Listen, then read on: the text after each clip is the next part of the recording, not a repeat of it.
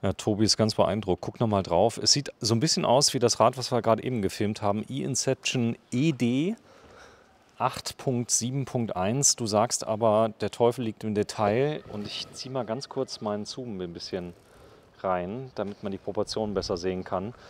Ein Carbon-Fully von Stevens. Genau, und der große Unterschied ist auch das ED. Also hier haben wir kein AM, sondern ein ED, kein All Mountain, sondern ein Enduro mit 170 mm Fahrwerk. Also das Ding ist echt eine brachiale Maschine. Braucht man sowas unbedingt? Unbedingt, also ich will es unbedingt haben, genauso wie es hier steht. Absolutes Spaßgerät, da kannst du jeden Trail mit runterfliegen. Das heißt also auch mal ein Loch wird wahrscheinlich möglich sein. Ja, da ist jeder Sprung im Bikepark ist da geschenkt. So, kann das Ding in einem Bikepark oder ist das nur Show? Nee, das kann wirklich ein Bikepark, war es auch schon. Ja, super Gerät. So, Lucien, ich grüße dich ganz herzlich. Hi Sven. Tobi, ihr beide seid bei Konrad Green Bikes in Kaiserslautern. Stevens hat es euch ein bisschen angetan. Du kommst ja aus der Werkstatt stark. Zusammenbau, Stunde?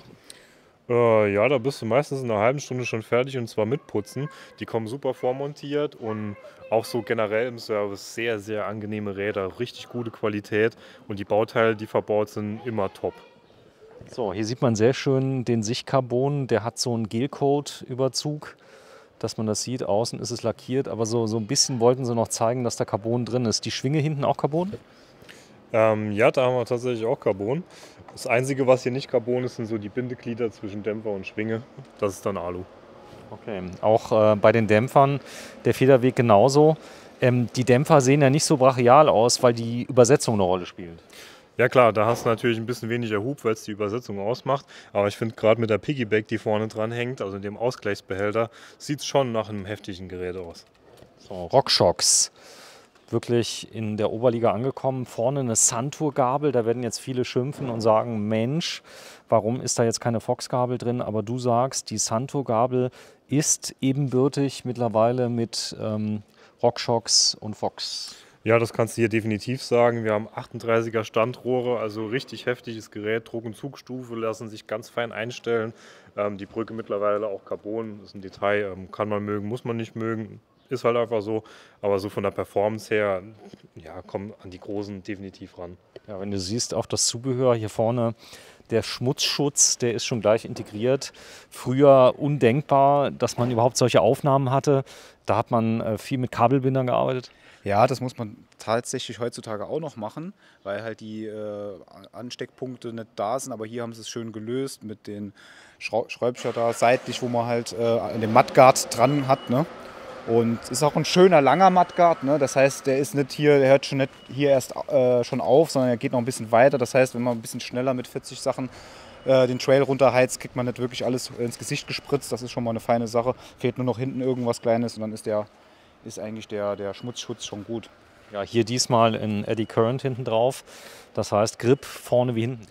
Der Grip ist sensationell, ist halt eine verstärkte Karkasse. Das heißt, das Bike ist zwar aus Carbon und wir werden hier die 24 unterschreiten, trotz des Riesenakkus mit 750 Kilo. Genau, genau 24, unter 24 Kilo. Wir sind dann, glaube ich, bei 23,5. Trotz des 750 Wattstunden großen Akkus. Aber wenn man jetzt doch einen Anlieger holt, ein Table sich nimmt und dann halt mal ein bisschen ein Airtime halt kriegt und dann springt man runter und dann knallt es hier schon ganz schön rein. Und dann ist hier die Karkasse nochmal extra fest. So, wenn du mal gerade übersetzt, was du gesagt hast, Airtime, Table. Also du fährst ja über so Anlieger oder so Sprungschanzen, sag ich mal, ne? So kleine Sprungschanzen im Bikepark oder im Ja, das sind die Table zum Beispiel. Genau, wenn du jetzt im Flowtrail bist zum Beispiel. Und dann Was eben? Flowtrail ist wie ein Bikepark, nur nicht so extrem mit Sprüngen. Da geht es eher, wie der Name schon sagt, einen Flowing Trail runterzufahren, schnell und ein bisschen technisch. Ne? Und wenn man dann halt einen leichten Sprung macht, dann hat man ja diese Airtime, dass man hochgeht. Also abhebt. Abhebt. Beide Räder sind vom Boden losgelöst. Und wenn man dann auf dem Boden wieder aufprallt, sage ich mal, dann muss der Mantel schon was aushalten, sonst gibt es diesen typischen Snake-Bite, ne? Also dieser Schlangenbiss, dass die Hab schon gehabt, ja, kaputt geht. Genau, und das mag halt keiner, weil dann sind die Leute wieder bei uns in der Werkstatt und sagen, ja, ich habe das Rad erst vor kurzem gekauft und das ist jetzt schon wieder der Schlauch kaputt, hat aber dann tatsächlich nichts am Ist meistens Hersteller zu tun oder mit unserer zu niedriger Luftdruck und Bordstein. Das ist auch gern genommen. Das stimmt. Das wird sehr oft, passiert sehr oft. Das heißt, Leute, passt auf bei den hohen Bürgersteigen. Weil, H1900 DT Swiss, gute Felge? ja, die rollen ziemlich gut. Bewährt hat man ja bei sehr vielen qualitativ hochwertigen Rädern. Also das ist so eine typische Felge, die haben wir ziemlich oft. Ne? Brot und Butter. Ja, genau. Ist eigentlich schon fast übertrieben. Also, also ich fahre ja selber DT Swiss, die funktionieren einfach, haben eine hohe Fertigungsgüte. Ja, also Brot und Butter ist tatsächlich gar nicht so der falsche Ausdruck. Die haben wir immer auf Lager, weil sie sehr viel verbaut sind, sehr gern genommen sind, Preis-Leistung ist super, sind stabil. Für die Plusbereifung wunderbar. Oh, Magic Mary vorne, noch mehr Grip. Das ist also wirklich richtig toll. Also die Hauptunterschiede sind der dicke Akku. Ich glaube 750 Wattstunden jetzt diesmal drin. Genau, diesmal auch verbaut. Jetzt werden viele schreien, was? Ist klar, es ist, aber sonst würde das halt mit diesem Motor, weil ihr seht das ja oft bei anderen Marken, da drehen die den Motor. Und das hat dann Stevens gesagt, komm, bevor wir jetzt hier den Schließzylinder, wofür wir auch nochmal so viel Platz brauchen, haben wir den jetzt, also wir kriegen den in der Werkstatt tatsächlich in einer Viertelstunde raus, ne? 10 Minuten, Viertelstunde. Das heißt, wenn ihr den über den Winter halt besser lagern wollt, geht das auch. Aber jetzt so schnipp, schnapp geht das nicht so schnell raus. Ja, aber jetzt mal echt, der Bosch-Motor, wenn du den vielleicht nicht gerade auf 85 Newtonmeter fährst, sondern auf 75, was ja viele machen, die stellen sich da ein Profil ein mit etwas weniger Leistung, dann hast du hier eine Reichweite 100 Kilometer im Eco-Modus und mehr. Ja, locker mehr. Also wenn du hier wirklich ein bisschen mitpedalierst, nicht nur im Turbo unterwegs bist mit dem Akku hier, ja, da wirst du selten nachladen müssen. Es geht ja auch um Luftdruck, Fahrgewicht, Topologie. Es gibt eine App bei Bosch, da kannst du das simulieren. Also die Reichweite, habe ich gesehen. Ja, gab es auch früher immer so ein Panel in den Fahrradläden, wo die Leute dann immer so ein bisschen rumdrücken konnten und gucken, mit einem Schieberegler ziehen konnten, wie weit sie jetzt kommen. Aber ganz ehrlich, das Ding ist halt, es ist von so vielen Faktoren abhängig, wie weit ich komme mit dem Akku. Deswegen, wenn die Leute uns immer fragen, wie weit komme ich mit dem Ding, Weit. Also sehr es weit, ist, ja. ja. Also ich fahre selber mit meinen 75 Kilo und 500er Akku und packe meine 60, 70 Kilometer auch irgendwie. Also Es geht ja auch darum, dass du mehrfach auch einen Berg hochfahren kannst. Und da kann ja jeder für sich selber die Unterstützungsstufe wählen. Ich bin zum Beispiel großer Fan von einfach Eco und dann einfach ein bisschen langsamer fahren, den Gang ein bisschen zurückschalten und mein Gott, da braucht man halt für einen Berg 10 oder 5 Minuten länger. Ja, klar. Also ich meine, wenn du wirklich mal im Bikepark nur runterfahren willst, da fährst du halt jedes Mal im Turbo hoch, wirst du trotzdem locker 20 Mal hochkommen. Geht auch, aber wenn du deine Tour sparsam fahren willst, warum nicht? Cool. Also auch Pedal, da hast du jetzt auch nicht gespart. E13, was ist das für ein Hersteller? Das ist ein ziemlich hochwertiger Hersteller für ja, so Kurbelgarnituren, Kettenblätter. Hier haben wir da auch ein Stahlkettenblatt verarbeitet, das halt richtig lange halten wird. Macht halt wirklich Spaß, wenn so die Komponenten, wo man nicht direkt mit dem ersten Blick drauf guckt, wenn die auch richtig gut sind. Ja, die billige SRAM hier verbaut. Ja, die ganz billige SRAM GX, auch die Kassette, das Beste vom Besten, ne? Da sind wir dann bei 300 € mittlerweile. Die Kassette. Ja, also Ist das auch Stahl, oder? nee, tatsächlich nicht. Die ist extrem leicht und trotzdem robust, deshalb ist es auch so teuer. Es gibt keine Stahl, oder? Hinten. Ich hätte es noch nicht gesehen, nee. Also die neue Transmission, die hat da mehrere Materialien. Da hört man ja, dass die, also das ist so eine neue Schaltung von SRAM, die AXS XX oder so, die haben ja mehrere Layers. Da wird anscheinend mit mehreren Materialien gearbeitet, aber ist anscheinend noch nicht so ganz, also da wird Stahl scheinbar auch verwendet und Aluminium. Jetzt hast du auch eine schöne Pedalierung drauf geschraubt. Was ist da drauf? Xpedo-Pedale, extrem gut gelagert, sind jetzt von der Länge von den Schrauben nicht ganz so brachial. Das heißt, auch wenn du hier mal abrutschst, ist das Knie nicht direkt abgerissen. Haben aber trotzdem super Grip und sind sehr, sehr leicht. So, das sind, glaube ich, die Pedale. Kosten 149,95. Das Fahrrad kostet 6.299 €. Also etwa 700 € mehr, ganz ehrlich. Da würde ich doch 700, 800 € mehr würde ich doch auf die Carbon-Variante zielen, weil die doch ein bisschen leichter ist und mehr Akku und ein bisschen mehr Ausstattung.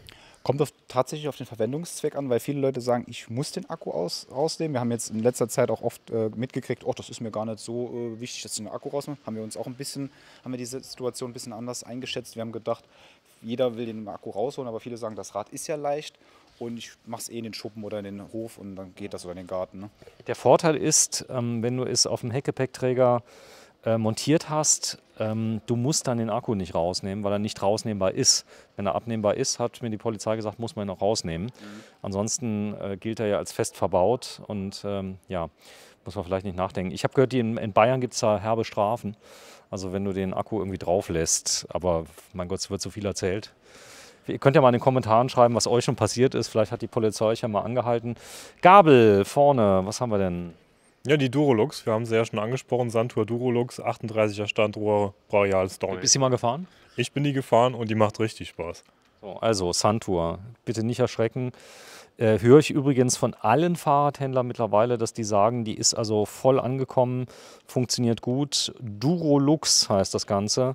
Mit ja, das Rädchen, jetzt kommen wir nicht mehr im Rädchen. Echt? Wenn du das hier jetzt richtig mal dir anguckst, das ist wie bei Fox von der Einstellbarkeit. Ja, also ich behaupte mal, dass wenn Leute, wir machen so einen Blindtest, ne? Also wir machen die Labels ab, ne? Also die Dekore hier von den Gabel, wo hier am Casting dran ist, machen die ab und lassen mal Leute fahren, ne? Also die normalen. Wir haben eine Fox, wir haben eine RockShox, wir haben eine DVO, wir haben eine Santur. Ob da oder was es da noch so alles gibt, ne? Mazzocchi, Manitou. Ich weiß nicht, ob alle Leute das dann checken würde, was welche Gabel ist. Ne? Man kennt das ja von SWR, Marktcheck, dass die dann ihre Chips dann immer in diese Röhren rein. Achso, das heißt, die stellen sich auf den Bahnhofsplatz und sagen hier, liebe Rentner, fahrt mal hier diese Gabel. Das ist hängt ja auch davon ab, wie der Luftdruck und so. Also gerade so, wenn dann junge, ambitionierte Fahrer ihr Rad perfekt kennen und jeden Tag im Bikepark sind und ihre 38er Fox kennengelernt haben und damit fahren und dir dann sagen, ja, die ist eigentlich nicht wirklich schlechter, dann weißt du Bescheid. Servitierbarkeit ist wie bei Fox, kann man die auseinandernehmen? Ist im Prinzip das Gleiche. Wo Santur jetzt noch ein bisschen aufholen muss, ist tatsächlich Service insgesamt. Das heißt, die Schulungen für uns, die sind noch ein bisschen rar gesät. Ist noch Schulung, man zerlegt das Ding noch einfach mal und guckt mal, wie weit man kommt. Ja, das sagt unser Azubi auch immer, aber wir machen es dann doch lieber mit einer Schulung. Ja. Gut, da muss man sagen, ganz ehrlich, da haben wir absolut einen krassen Heimvorteil hier, weil das Fox-Werk ist von uns eine halbe Stunde weg und wir sind Dauergäste dort, deswegen können wir auch Dämpfer-Gabelservice immer ganz gut machen bei Fox und das ist halt so ein bisschen wegen der Nähe halt. Ne? Gut. Auch der Sattel ist ganz schön breit. Das heißt, kein Rennradsattel, den kann man tatsächlich verwenden. Ich habe jetzt das erste Mal einen Originalsattel gefahren und der Arsch hat mir nicht wehgetan. Also man kann Glück haben. Wichtig ist ja die Sitzbreite, also dass die auf den Knochen passt. Ja, hier haben wir jetzt den klassischen bis 12 cm Sattel. Also der wird bei vielen von den Sitzknochen dann auch nicht mehr unbedingt passen. Da muss man halt einfach nachmessen. So, da sind wir. Wir sind in Kaiserslautern, Stevens mit einem tollen Fahrrad, dem ED 8.7.1 für 6.500 ungefähr. 6.299. Also das zweitbeste Bike, zweithöchste Bike, Preis, egal, ihr wisst, was ich meine. So, wir sind in Kaiserslautern. Komm, wir machen schnell Abmoderation. Konrad bei Green Bikes, toller Fahrradladen, gibt es seit 1994 und die Öffnungszeiten? Sind montags bis freitags 10 bis 18 Uhr und samstags 10 bis 15 Uhr. Aber außerhalb der normalen Öffnungszeiten können wir natürlich auch Termine machen. Wir machen fast nur noch Termine, also viele. Und da kann man einfach eine bessere Beratung machen, ausmessen und sich mehr Zeit für denjenigen holen. Ne? Du magst meine Videos? Ich mag deine Videos, ja. Also 7. Mai habe ich Geburtstag. Das wäre es doch jetzt. Ich würde mich sehr freuen, wenn unaufgefordert von meiner Haustür ein ED 8.7. Würde ich es dann auch fahren, ne? Muss schon Fullface und so haben. Ne? Ich würde es direkt bei eBay Kleinanzeigen. Ja. Tschüss. Ciao.